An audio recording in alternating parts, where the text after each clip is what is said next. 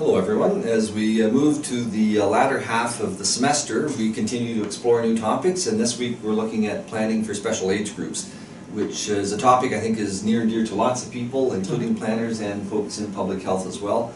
And again, pleased to have Dr. Gardner with us. And so, question right off the bat, when you think about planning for special age groups, what groups do you think of? Well, I think we all need some attention, but there's certainly particular groups that if you plan well for them, you can end up planning well for everybody, right? So we tend to think of the extremes of age, and you have the 8 to 80 movement, city movement, and you also have age-friendly communities as a movement, and youth-friendly communities as a movement. To me, if you were to plan for 80-year-olds and 8-year-olds, you'd cover a lot of ground, right? I mean, there's also the disabled as well, right. But I think I think you would help to create communities that would be good for all of us if we had those sort of the extremes in mind. Yeah. It's interesting that 8 to 80, and I know this is about special age groups, but I can't help but refer to other groups in society that might require some specific planning direction. In terms of how we deal with them. I'm thinking of the Amish and Mennonite community with horse-drawn vehicles, and I don't know if that population exists to a significant extent in Simcoe and Muskoka, but certainly in other parts of rural Ontario, that's another group. It's not part of the special age group, but again, for us not to forget those elements of society and others as well, notwithstanding that here we're looking at special age groups. So if we think of those special age groups at 8 to 80, how do those groups in general differ from the rest of the general population? They're more vulnerable, I would say, to what you think of in like a car-dominated environment, right? So if you think of people who can't drive, and that can be the case for more senior people, and certainly the case for children, right? You want an environment in which you don't have to drive, right? And also that if you choose not to drive or cannot drive, it's safe, right? So being able to cross the street safely means choosing design that will allow for that, choosing durations of crosswalking that will allow for that, traffic calming design that will make it more appealing and visually safer for people to be able to do that. Making sure that you're committed as a municipality to snow clearance year-round, to dealing with ice year-round. Having, once again, the distances not too far, right? Having the amenities that you want within a walkable distance are important for those age groups, important for us all if we want to be encouraged to be active, but particularly important for groups who may not have the choice to drive, right? So having your distances shortened through compact, complete, connected community design is necessary. Having good lighting is necessary. Having urban furniture for resting would be necessary. And having the kind of amenities that they would want to go to would be necessary. So for children, playgrounds would be essential. Places where they can play would be essential. Reasonable distances to their school and the infrastructure to get there on their own or as a group by active means would be essential. It's interesting to think of the rural lens, and we'll come to that in a second. It was interesting just before our interviews here, we had lunch and we crossed the street not too far from your office, and as we all did that, and there's 3 of us, we all feel pretty mobile, and we all felt we were taking our life in our hands as we crossed that street. So if I were 30 years older or 20 years older, or a child, what would you want to have seen done at that intersection, which again was wide and lots of vehicles? What would you suggest be done there that would make that a better space if you were looking at it from an age-friendly perspective? Well, it had a lot of traffic, right? That in itself is a challenge to begin with. So the reason why there's a lot of traffic is because in Barrie, the design encourages driving, right? You've got low density and greater distances and a removal of destinations of interest so that they're not dispersed and readily available throughout the community. So it invites everybody to drive all the time for everything. There's a lot, therefore you have a lot more traffic to begin with. So what you need is everything to be different, everything to be more compact, everything to be more complete, so that the balance is tipped away and there's much less need to drive, and therefore there's a lot less traffic. And then when you go back to that corner, with all of that having changed, the lanes would be down to 2 lanes and not 4 or 5. And therefore the distance across the street would be much less, and the traffic would be much less, so it would be doubly less threatening, much less threatening because of that to begin with. And then you would allow sufficient time with the crosswalk that you wouldn't feel overly rushed to be able to do it. Maybe it wouldn't be a crosswalk at all, maybe it'd be a roundabout, so there'd be no left turns. Left turns have been shown to be problematic. Right turns can be problematic, right? There are certain places in the world in which they're not allowed on a red light, right? You'd also make the default crosswalk set to invite crossing instead of requiring you to push a button. Right? By pushing a button, it's saying, we didn't really build it for you, we built it for the cars, and we'll tolerate you when you push the button.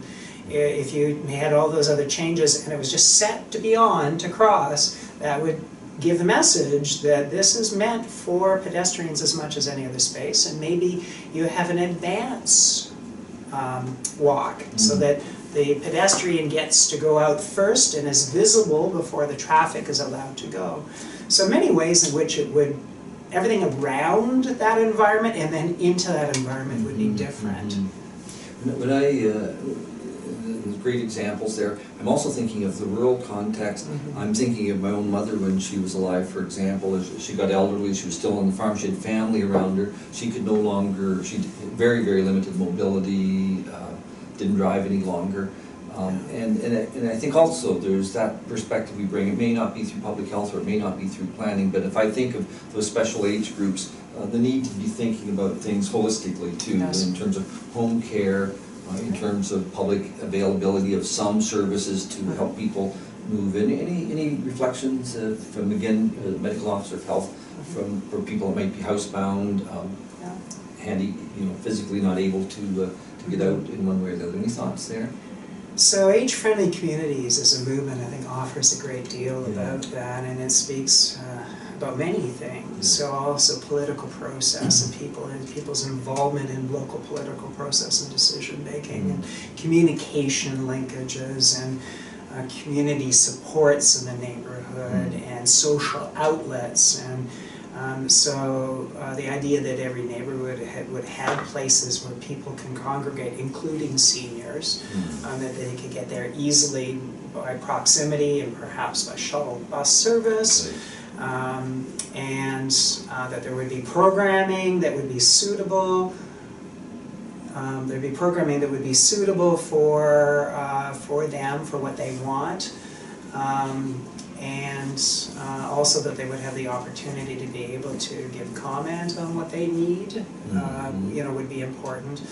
And then, of course, there's the provision of health care itself would need to be more home-based, a lot more option to be able to get it in the home or near the home, or to get basic community support in the home. So maybe in addition to having their healthcare needs met, they also have housekeeping needs that are there for them to allow them to stay in the home more readily. Right?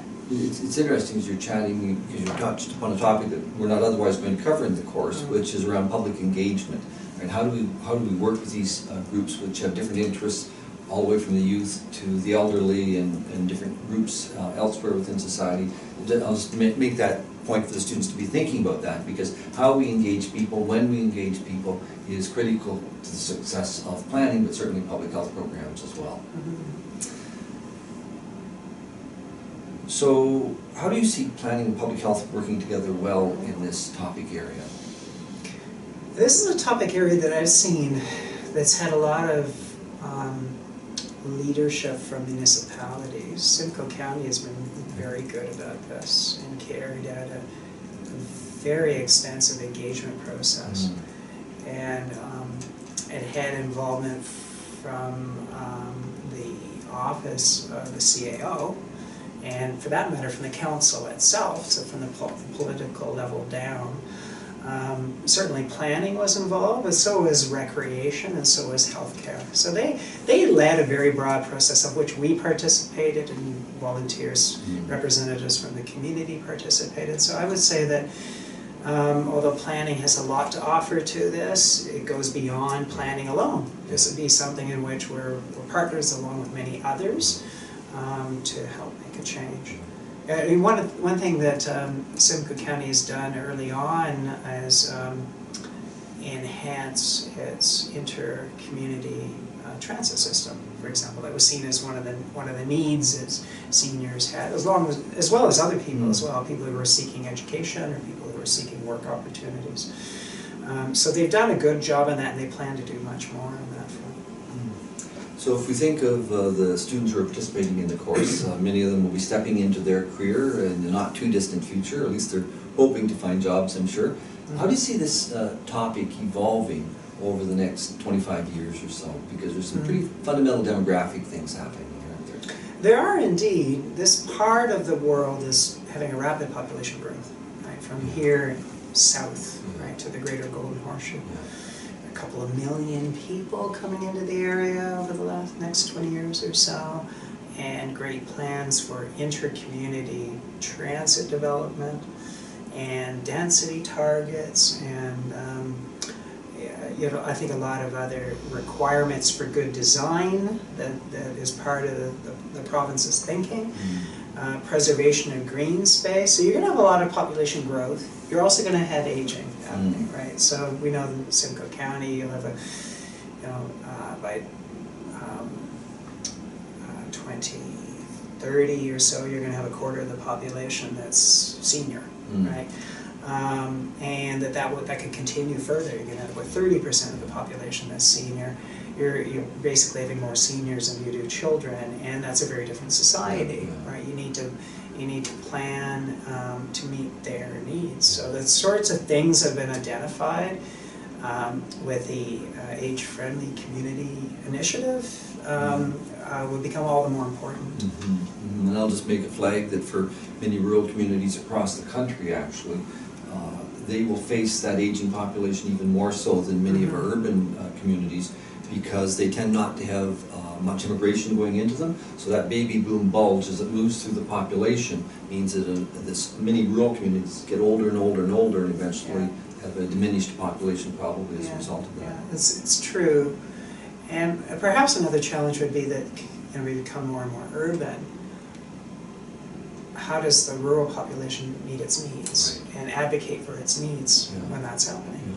That may become a political challenge as well. So there's politics in a lot of things.